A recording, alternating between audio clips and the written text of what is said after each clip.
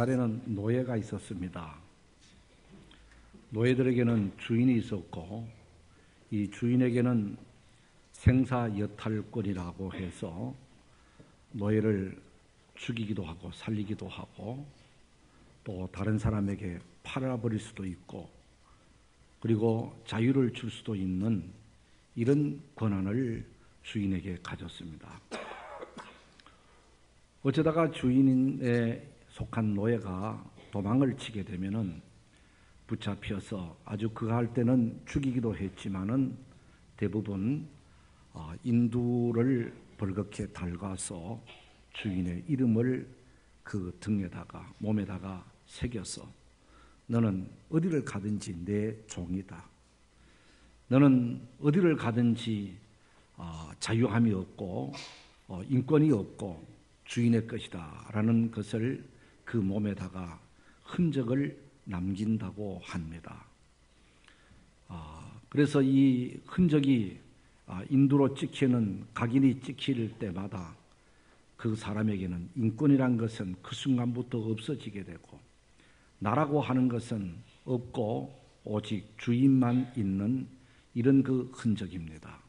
이 흔적을 가리켜서 스티그마라고 옛날에 말을 했는데 그 스티그마라는 단어를 오늘 본문 사도 바울이 나는 예수의 흔적을 가졌다.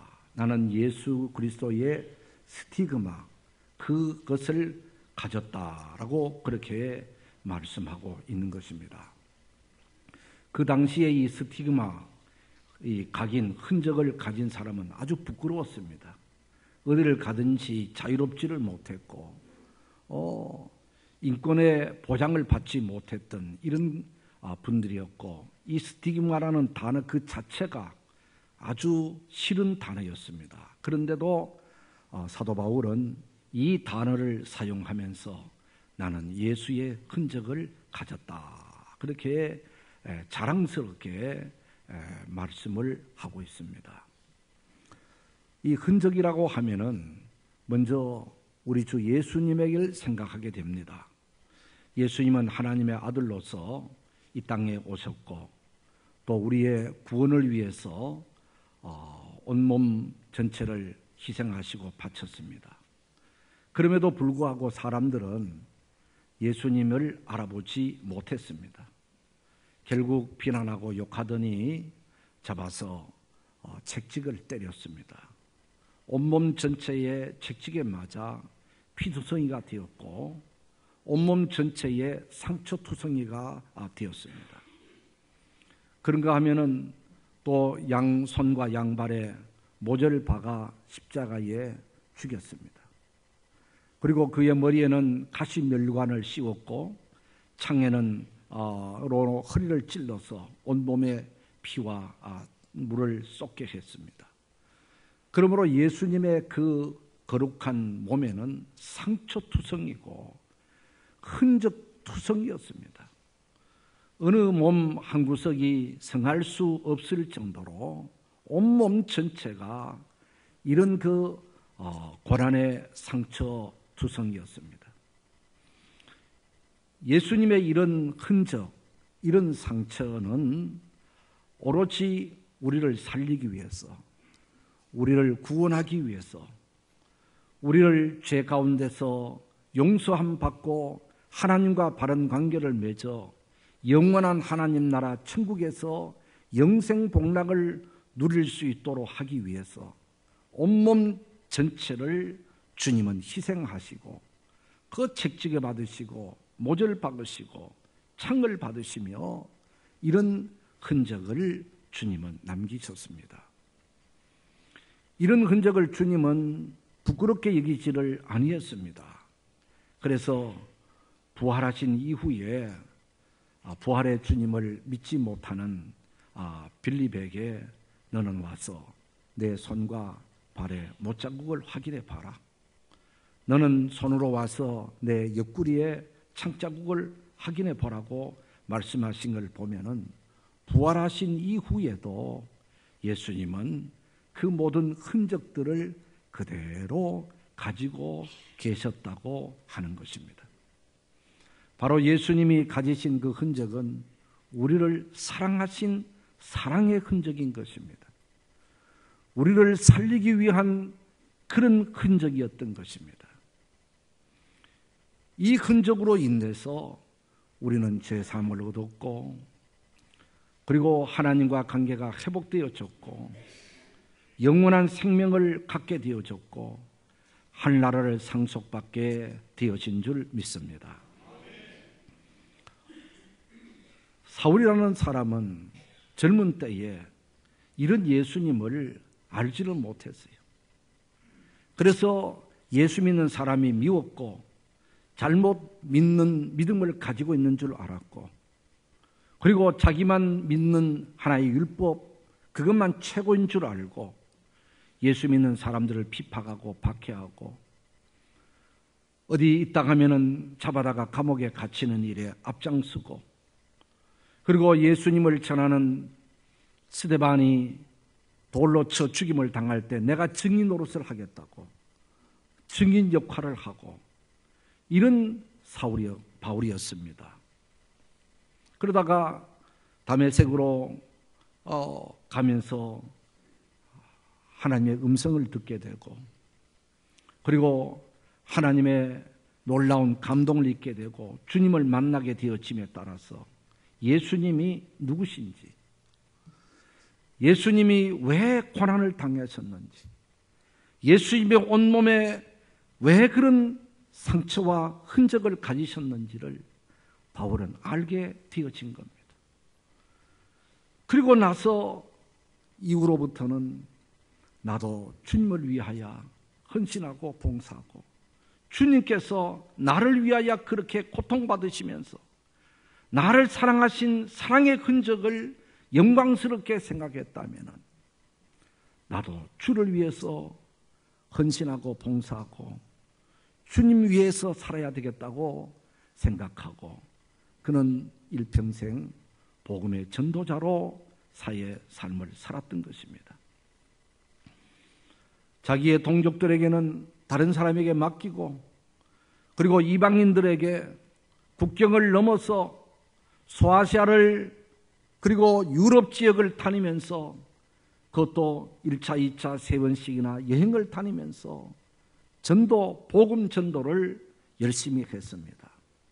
그러나 가는 곳마다 예수 그리스도의 복음, 십자가의 복음을 전할 때에 기쁨으로 받는 것이 아니라 예수 그리스도를 십자가에 못 박았던 그 유대민족들, 그리고 예수 그리스도를 주로 믿지 않는 율법주의자들, 그들로부터 많은 박해를 받았습니다.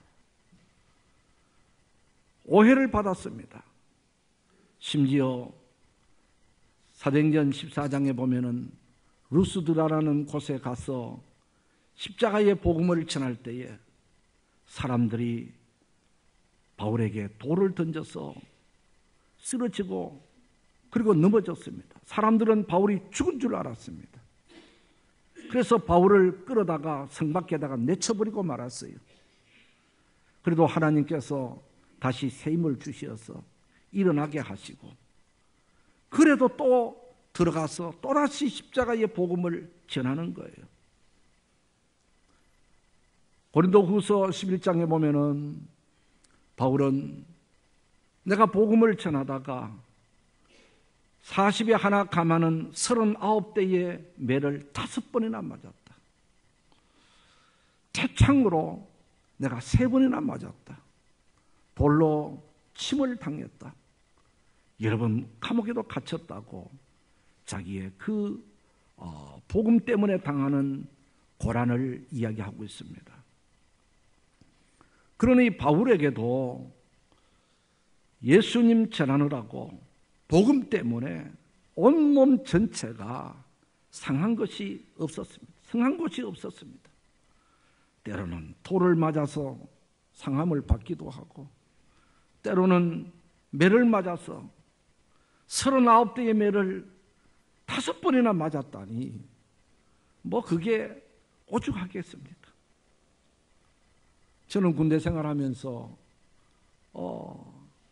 몇 대인지는 모르지만은 어떤 수송부에 가서 매를 맞았는데 거기서 정신을 잃어버릴 정도였어요. 그 뒤에부터 좀 죄송한 표현이지만 화장실에 가서 앉을 수가 없어요. 막 온몸 덩어리 터져가지고 엎드려가지고 있었던 적이 있는데 한 번만 맞아도 죽을 것 같더라고. 그런데 바울은 그것도 자기가 잘못한 것도 없고 예수님 때문에 전도하다가 그렇게 많이 맞았으니 온몸 전체가 어쩌면 상처투성이었을 것이다. 그런데도 복음 전하는 것을 중단하지 아니하고 또 일어서서 또 전하고 또 일어서서 전도하고 그렇게 한 것이 무엇 때문에 그렇습니까? 예수님은 하나님의 아들로 이 땅에 오셔서 십자가에 죽으신 것은 바로 모든 사람을 구원하기 위해서 모든 사람의 죄짐을 짊어지고 예수님이 대신 고난당하셨다는 이 사실, 예수님의 십자가의 죽으심이 헛되지 않도록 하기 위해서 예수 그리스도의 십자가의 보혈 능력이 모든 사람에게 미쳐서 영생 얻고 구원 얻도록 하기 위해서 바울은 어떤 고난도 어떤 어려움도 개치 아니하고 그는 또 일어나서 전도하고 또 일어나서 또 전도하고 그랬다고 하는 것입니다.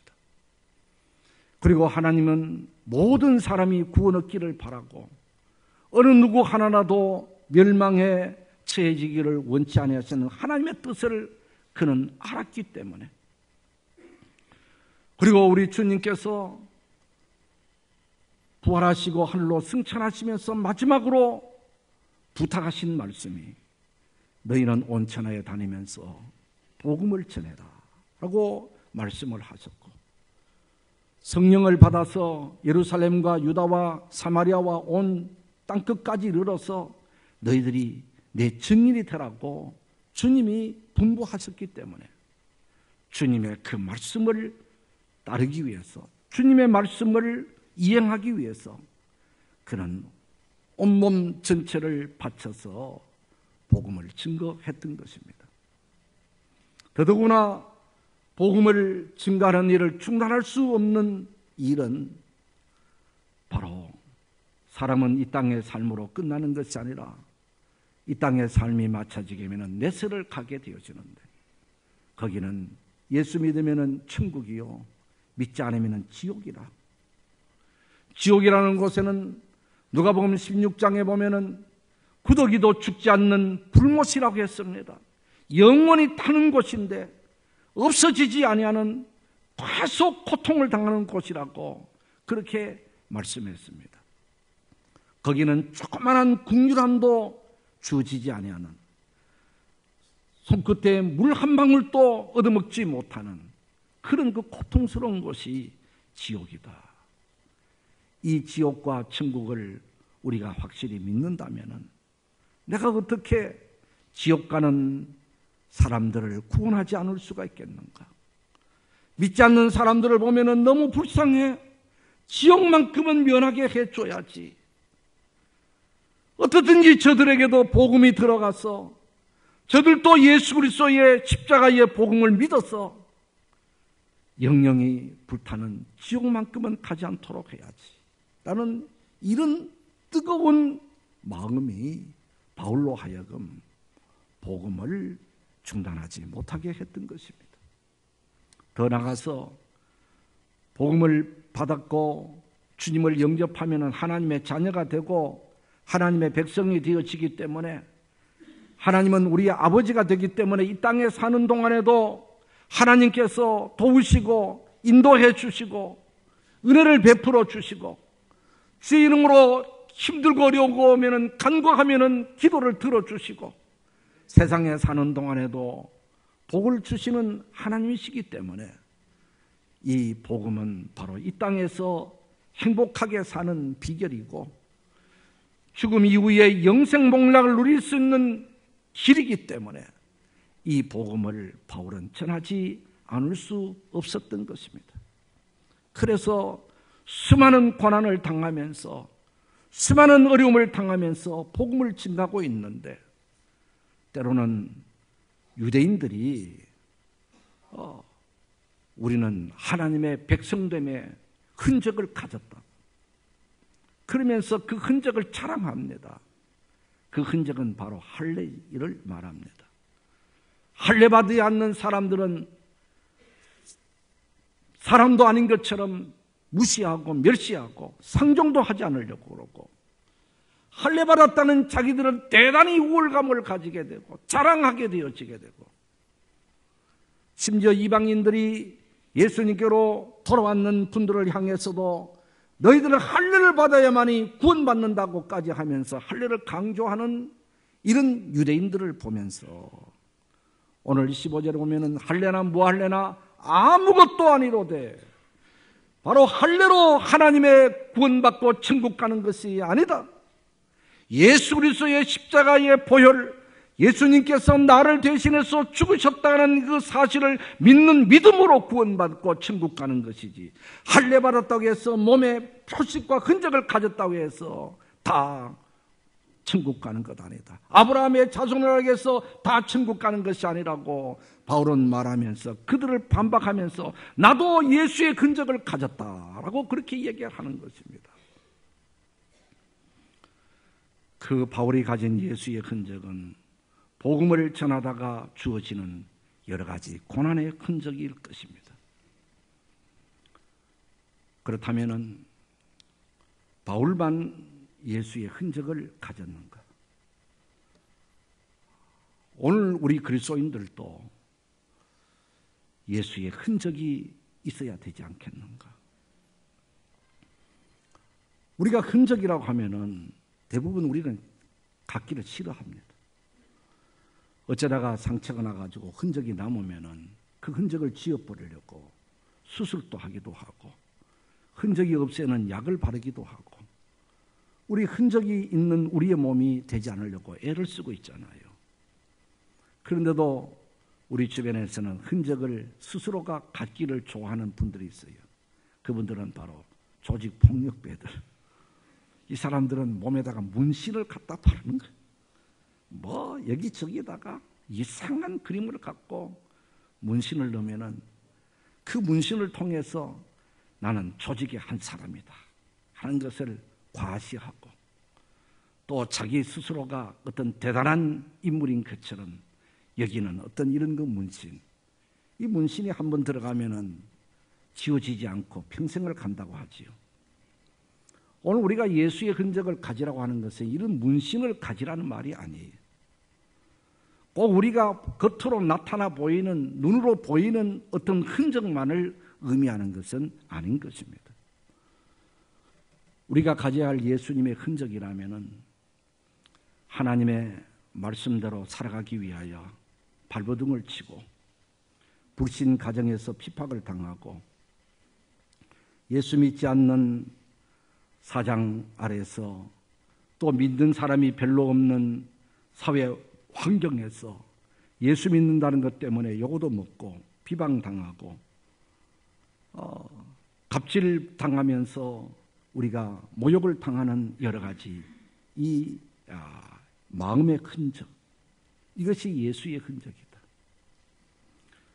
그리고 이 예수의 흔적이라는 것은 우리가 하나님의 사랑을 받았으니만큼 오늘 우리를 또 하나님의 사랑을 누구에게인가 전해줘서 어려움에 처한 분들, 약한 분들이 나로 통해서 일어나고 세워지고 또 용기를 얻고 힘을 얻고 하는 사랑의 현장,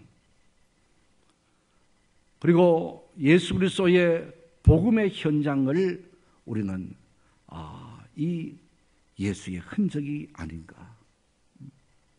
특별히 하나님의 교회를 섬기기 위해서 충성하고 헌신하고 봉사함으로 통해서 주어지는 이런 삶의 흔적들, 이런 흔적들이 있을 때에 보이지 않지만 우리의 마음과 우리의 삶에 이런 흔적들이 있을 때에 언젠가 우리 하나님 앞에 섰을 때에 칭찬 듣고 상 받게 되어질 줄 믿습니다.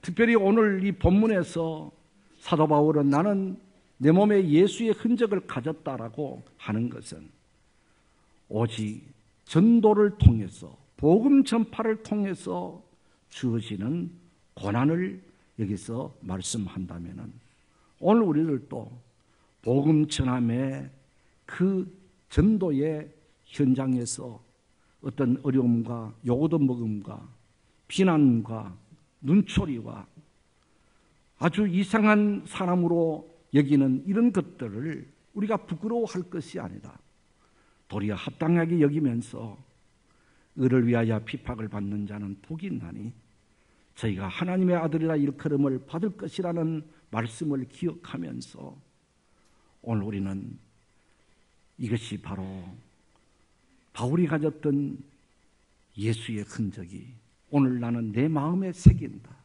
우리 주님은 아실 것이다.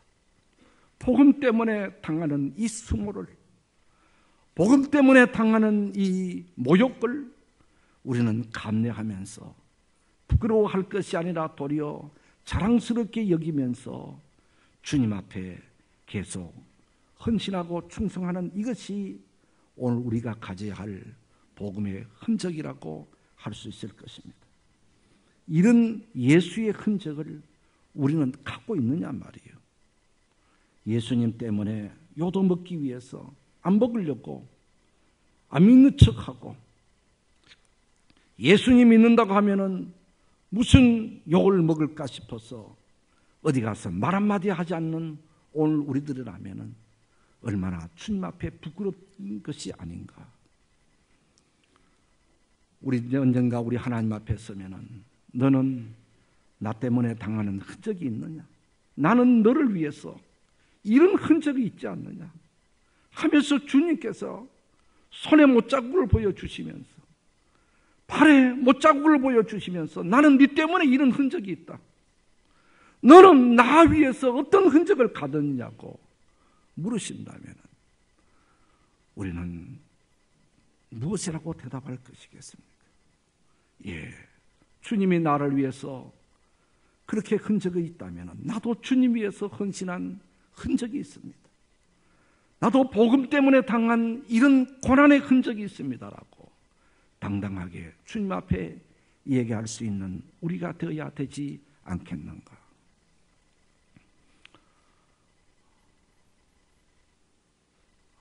독일의 아돌프 히틀러가 온 세상을 공포로 몰아넣고 죄 없는 사람을 죽이고 위대인들을 학살하고 이런 때에 보네파라는 목사님은 그런 히틀러가 미웠습니다.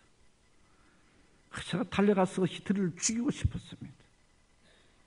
어떻게 저런 악한 사람이 있을 수 있느냐 하면서 히틀러를 반격하는 그런 그 모임에 가담을 했습니다.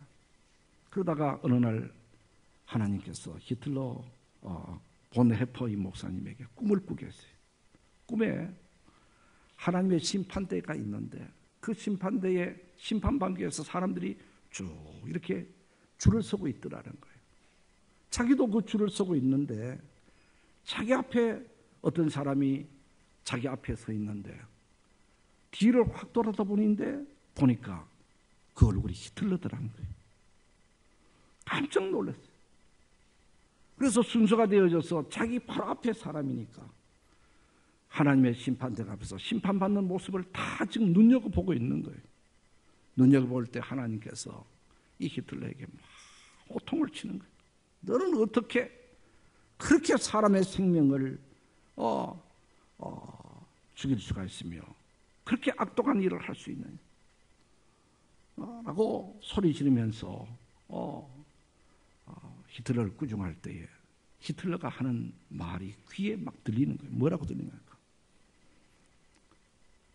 어느 누가 나에게 하나님이 누군지를 가르쳐주는 사람도 없었고 어느 누가 예수 그리스도를 믿으라고 하는 사람이 아무도 없었습니다.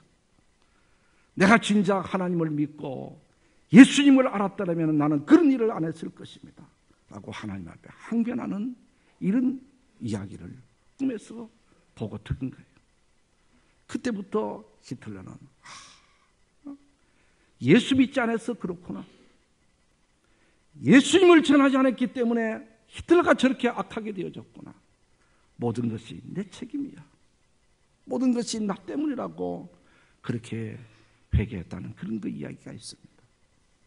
그렇습니다. 오늘 우리 주변에서는 다 하나님을 아는 것 같이요, 예수님이 누군지를 아는 것 같이 보여지지만은 실제로 아무리 복음이 증거되고 전도지가 주어지게 되고 방송이 주어지고 한다더라도 우리 주변에서 정말로 하나님을 모르는 사람들이 너무나 많은 거예요. 예수 그리스도가 누군지를 모르는 사람이 너무나도 많은 거예요. 그들이 예수님을 믿지 않아서 몰라서 영영한 지옥에 떨어진다면, 하나님의 진노를 받는다면 그 책임은 바로 전하지 않는 내 때문이라고 하는 것이. 내가 그들에게 전했더라면 그는 변화받을 수가 있고, 그는 하나님을 공경하고 믿음을 가질 수가 있고 구원을 받을 수가 있는데, 내가 전하지 않음으로 통해서 그가 멸망을 당하는구나 하는 이런 마음을 우리들도 가져야 하는 것이, 우리의 가족들, 우리의 주변 사람들 정말로 지옥 간다는 것을 우리가 안다면 그들에게 전하지 않을 수 없는 것입니다. 이제 저희 교회에서는 4월 마지막 주일을 새생명 전도주일로 정하고 3월과 4월 2달 동안 전도에 전력하기를 원하고 있습니다. 평소에도 열심히 전도해야 되겠지만 우리가 이 기간만큼이라도 최선을 다해서 복음 증거해서 나를 통해서 구원 얻는 분들이 많도록 최선을 다할 수 있게 되기를 주의 이름으로 부탁합니다. 기도하겠습니다. 수많은 사람들 가운데서 구원함을 받아 하나님의 자녀가 되어진 것 진심으로 감사하고 감사합니다. 또 먼저 믿는 나를 통해서 하나님을 알지 못하는 사람들에게 복음이 증거되고, 또 복음 증거함으로 통해서 주어지는 여러 가지 어려움과 고난이 있다 하더라도 그것을 기쁨으로 감당하며 영광스럽게 여기면서 예수의 흔적 같기를 우리가 바라며 힘써 복음 전하는 자가 되기를 원합니다.